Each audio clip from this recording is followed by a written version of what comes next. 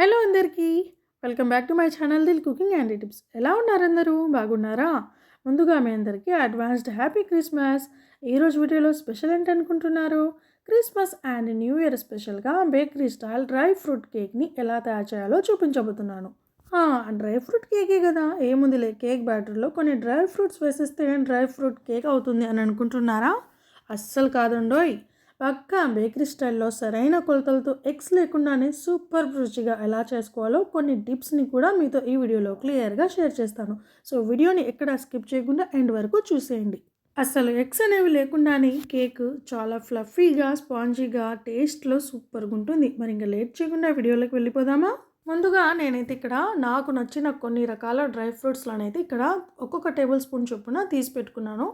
So నేను ఇక్కడ black కిస్మిస్, అలాగే కాజు, ఇంకా బాదం, ఖర్జూర పండ్లు, అలాగే టూటీ ఫ్రూటీ, అలాగే ఇంకా వైట్ కిస్మిస్ని కూడా తీసుకుంటున్నాను. మీకు ఇక్కడ ఇష్టం ఉన్నట్లయితే పిస్తా పప్పు, వాల్నట్స్, అలాగే వాటర్ మెలన్ సీడ్స్, అలాగే చెర్రీస్ని కూడా ఇందులో వేసుకోవచ్చు, అంటే యూస్ చేయొచ్చు. తర్వాత స్టవ్ పైన ఒక ప్యాన్ పెట్టేసుకుని అందులోకి 1 టేబుల్ స్పూన్ వరకు నెయ్యి వేసుకోవాలి. నెయ్యి కరిగిన తర్వాత అందులోకి ముందుగా కాజు, అలాగే బాదం పప్పును చక్కగా లైట్ గోల్డెన్ కలర్ వచ్చేంత వరకు వేపుకొని ఒక ప్లేట్లోకి తీసి పక్కన పెట్టేసుకోండి. ఆ తర్వాత ఇందులో కిస్మిస్, అలాగే ఖర్జూర పండ్లను కూడా వేసుకొని చక్కగా లైట్ గోల్డెన్ కలర్ వచ్చేంత వరకు కూడా వేపుకోవాలి. సో కిస్మిస్లను కాజు బాదంలతో పాటుగా ఫ్రై చేయొద్దు, ఎందుకంటే ఇవి తొందరగా ఫ్రై అయిపోతాయి అండ్ కాజు బాదంలు ఫ్రై అవ్వడానికి కొంచెం టైం పడుతుంది. కాబట్టి విడివిడిగా ఫ్రై చేసుకోండి, సరిపోతుంది. మీరు ఇక్కడ ఖర్జూరంకి బదులుగా ఎండు ఖర్జూరాలని కూడా వేసుకోవచ్చు, ఎలాంటి ప్రాబ్లం ఉండదు. సో ఇవన్నీ కూడా ఒక ప్లేట్లోకి తీసి పక్కన పెట్టేసుకున్న తర్వాత ఒక బౌల్ తీసుకొని అందులోకి 1 కప్పుతో 1.5 కప్పు వరకు మైదా పిండిని తీసుకోవాలి. సో నేను ఇక్కడ ఆల్రెడీ జల్లించిన మైదా పిండిని తీసుకుంటున్నాను కాబట్టి ఇక్కడ జల్లించే ప్రాసెస్ని అయితే చూపించడం లేదు. తర్వాత మనం ఏ కప్పుతో అయితే మైదా పిండిని కొలుచుకున్నామో అదే కప్పుతో 1/2 కప్పు వరకు చక్కెరని తీసుకొని ఒక మిక్సీ జార్లో వేసుకొని మెత్తని పౌడర్ లాగా గ్రైండ్ చేసుకోవాలి. సో మీకు ఇక్కడ కప్ మెజర్మెంట్ అనేది చాలా ఇంపార్టెంట్ అండి. మనం ఏ కప్పుతో అయితే మైదా పిండిని కొలుచుకున్నామో అదే కప్పుతో చక్కెరని కూడా ఇలా పౌడర్ లాగా చేసుకోవాలి. తర్వాత అదే కప్పుతో 1/2 కప్పు వరకు పెరుగుని తీసుకోవాలి.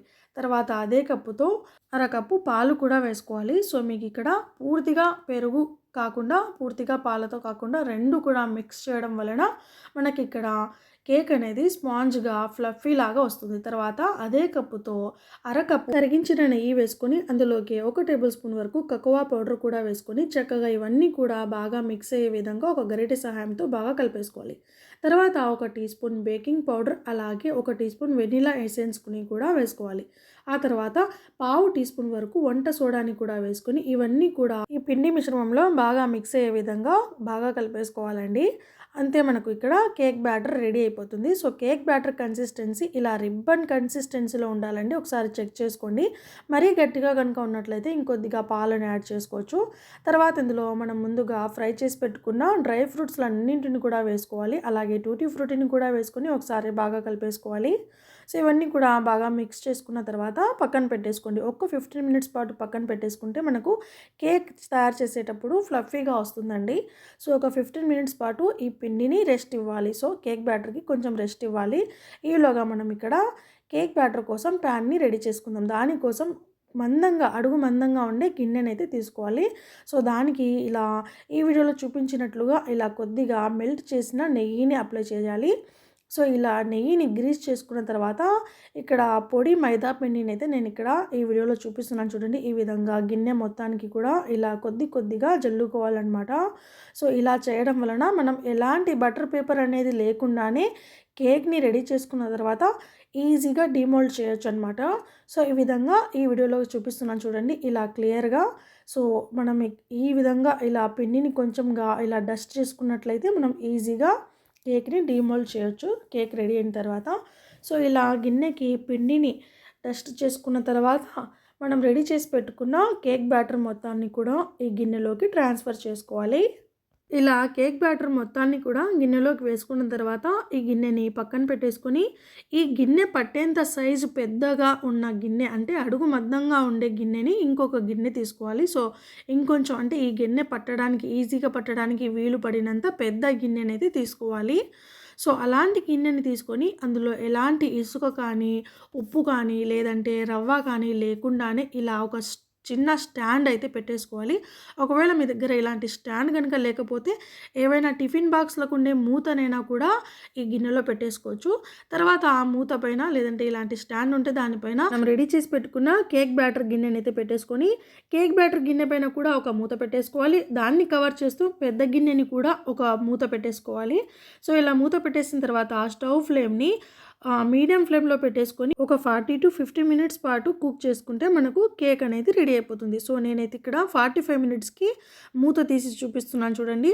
ఒక టూత్ పిక్‌ని యూజ్ చేస్తూ ఇది ఎంతవరకు కుక్ అయిందా లేదా అని చెక్ చేస్తున్నాను. సో, ఎక్కడా కూడా మనకు టూత్ పిక్‌కి అసలు పిన్ అనేది అంటుకోలేదు. అంటే ఈ కేక్ అనేది మనకు చక్కగా రెడీ అయిందని అర్థం. సో, ఇలా టూత్ పిక్ కానీ లేదంటే ఏదైనా చాకుతో అయినా కూడా మనం చెక్ చేసుకోవచ్చు. సో, ఇలా చక్కగా మనకు కేక్ రెడీ అయిపోయిందని తెలిసిన తర్వాత స్టవ్ ఫ్లేమ్‌ని ఆఫ్ చేసుకున్న తర్వాత దానిపైన కొద్దిగా టూటీ ఫ్రూటీ అలాగే చిన్నగా కట్ చేసి పెట్టుకున్న జీడిపప్పు, బాదం పలుకులను అయితే ఇలా గార్నిష్ చేస్తున్నాను.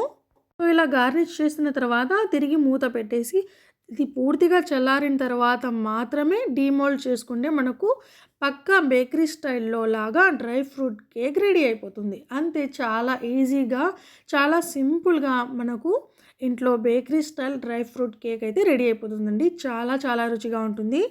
తప్పకుండా మీరు కూడా మీ ఇంట్లో ఈ క్రిస్మస్‌కి లేదంటే న్యూ ఇయర్‌కి ట్రై చేసి చూడండి. మీ ఇంట్లో వాళ్ళకందరికీ కూడా చాలా బాగా నచ్చేస్తుంది. అండ్ టేస్ట్ అయితే ది బెస్ట్ అని చెప్పొచ్చు. మరి నా రెసిపీ మీ అందరికీ నచ్చిందా? అయితే ఇలాంటివి ఇంకెన్నో ఇంట్రెస్టింగ్ అండ్ టేస్టీ రెసిపీస్ కోసం లైక్ చేయండి. మీ ఫ్రెండ్స్ అండ్ ఫ్యామిలీ మెంబర్స్‌తో షేర్ చేయండి. అలాగే నా ఛానల్‌ని మర్చిపోకుండా ప్లీజ్ సబ్స్క్రైబ్ చేసుకోండి. అండ్ అలాగే thank you so much for watching my video.